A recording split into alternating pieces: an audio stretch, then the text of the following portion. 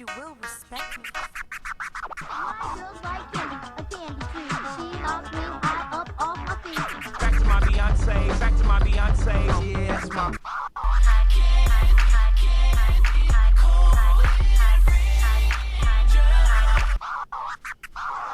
The only thing that separates women of color from anyone else is opportunity. We are the culture. Welcome to the Little Miss Entertainment Show. Hey, what's up, everybody, and welcome back. You know who you're locked into. It's your girl, Little Miss ENT. What's up? What's going on? How are you doing? I just want to thank all of you guys for all the extra special love that you have been showing me on the Snapchat.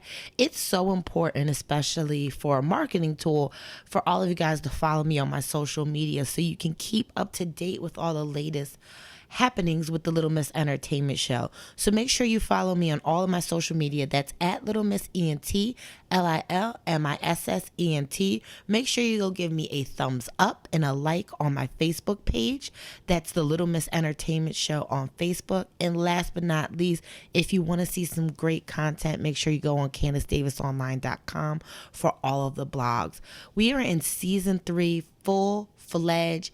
It has been amazing. We wanted to bring you guys some really exclusive interviews that you wouldn't necessarily get to hear from anybody else. You know, in this day and age, things happen so quickly. It's like a high and by kind of situation. What have you done for me lately? But this special episode was something that I was passionate about and this person was passionate about, and I felt like we should bring it to you. So without further ado, I want to give a proper introduction of today's guest. So today on the show, we have April Rain. April Rain practiced law for over 20 years, honing her talent and public speaking, persuasive writing, but it wasn't until she walked away from her legal practice that she found her true passion. Now, as the managing editor of BroadwayBlack.com and editor-at-large for New Tribe magazine, April is able to capitalize on her strengths and pursue her calling using her voice to speak, dialogue, and explore issues of race, politics, and culture. She's the creator of the viral hashtag OSCARSOWHITE.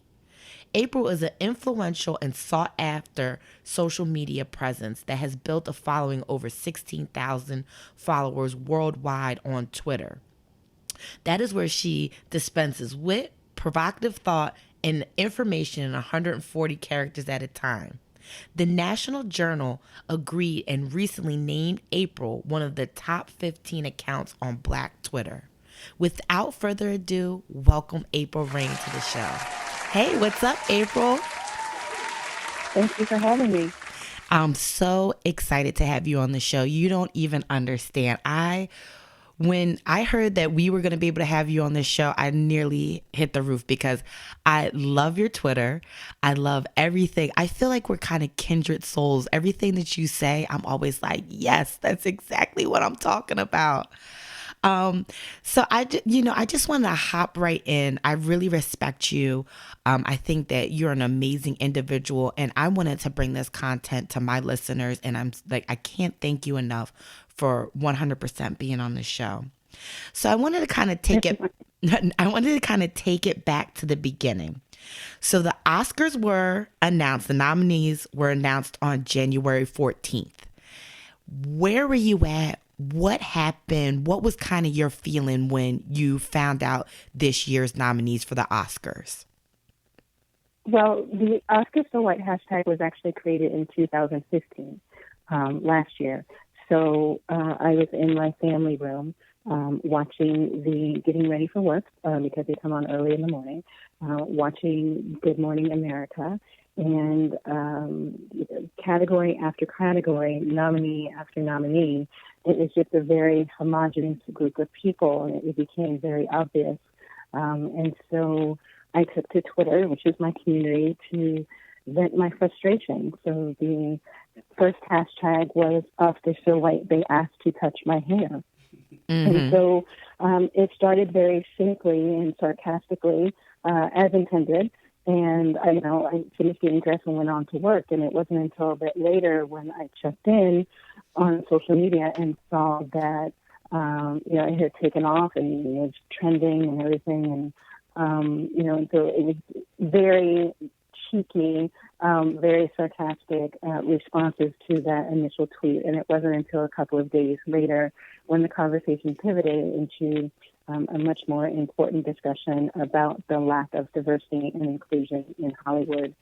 And so that's gone on for, about 18 months now. And this January, a couple of weeks before the nominations, people started coming to me saying, the prognosticators, the film critics, everyone's saying this is going to be Oscars So White 2.0 because a lot of change doesn't appear to have been made in the past year. And sure enough, in many ways, it was worse this year in 2016 than it was in 2015 when I started that hashtag. And it's still, I think it reverberated even more strongly this year because the first time you can always say, oh, well, that's a fluke. In 2014, we had 12 years a slave, so what's the big deal? This is just an off year. Mm-hmm. And then when you see it 2 years in a row, it starts to look something more like a pattern. And then when we started to really dig into it and talk about the 80-year history of the Academy and its lack of inclusion of all marginalized communities, so not just based on race, but also sexual orientation and disabilities and gender, the numbers, the statistics were very stark. Absolutely. So when the hashtag started to trend, did you is that the moment where your followership kind of blossomed and really flourished and groomed? I didn't really follow it. I mean, I'm sure that I have, I don't know what my number was in January of 2015. I obviously have more followers now than I did then. And I'm sure that the Oscars So White issue and issues regarding diversity and inclusion had a significant role in that. But for me, it's really all about cultivating relationships with people on Twitter and having conversations about important topics and sometimes very silly topics as opposed to, trying to get your numbers up. So, I'm honored that I have so many people following me now, but the work is much more important than my name or, the numbers attached to my name. That's so amazing. That's what I like about your Twitter page is exactly what you just said. You use the funny GIFs and if something funny happens throughout the day, you'll post something lighthearted, but also if there's something that's very meaningful to diversity and the culture itself, you really will have great dialogue and back and forth to what you call your community of people on Twitter. Now, you were named one of the best accounts on Black Twitter. When do you feel like there kind of became like this quote unquote Black Twitter, and how did that cultivate? So I think that Black Twitter has always been around. I think we've seen in the last couple of years that there's been much more appropriation of Black Twitter and mining of Black Twitter without proper attribution by various publications, journalists, and media outlets. The LA Times actually hired a journalist to write specifically and exclusively about Black Twitter and what is going on in Black Twitter today. That is your topic. And we see BuzzFeed and so many others, lying in wait for the most recent interesting topic on Black Twitter. But and in fact, the National Association of Black Journalists, NABJ, had their first Black Twitter conference in January of this year in New York City. And I think it's important. I think there are some misconceptions about what Black Twitter is. But for me, it is very often a safe space and an opportunity for me to share my thoughts and views and opinions with people who have a similar frame of reference. Absolutely.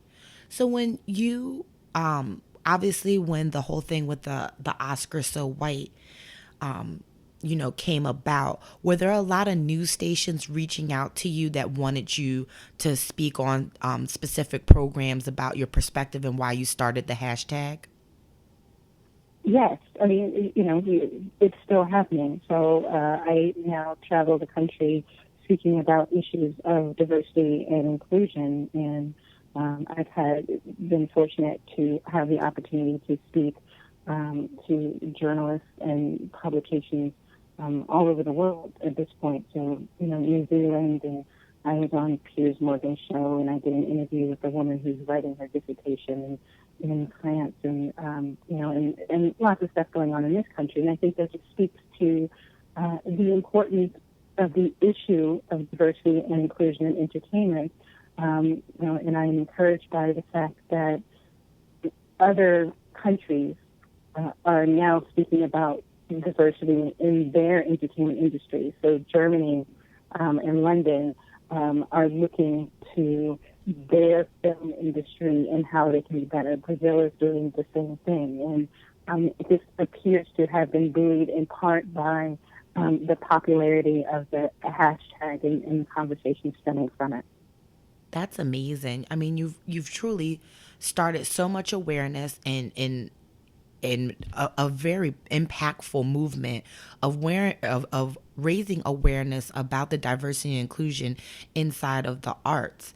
That brings me to my next question, which I see your passion seems to be within the arts, and you're the managing editor of Broadway Black. How did you get into that? I was working initially as an attorney and decided that wasn't really speaking to my passion. And so I was looking for a creative outlet. And I had been following Broadway Black on Twitter for a while. I was really impressed with their website. And so I got to know the founder, Andrew Shade, and he was looking for writers. And so I said, I write all day, every day. It's kind of my job as a lawyer. And he brought me on board, and once I became part of the organization, I realized how much was going on, and saw perhaps a space where I could contribute even more as an editor than in addition to writing, so that I could help others become even stronger writers. And so I became the managing editor of Broadway Black, and it's been a wonderful opportunity. And so eventually, between that and being the editor at large of New Tribe magazine, I decided that these are things that spoke to me, spoke to my passion, and sort of filled my soul with issues of importance to me. And so I stopped practicing law actively, and now I'm dedicating myself to these organizations, in addition to talking to and consulting with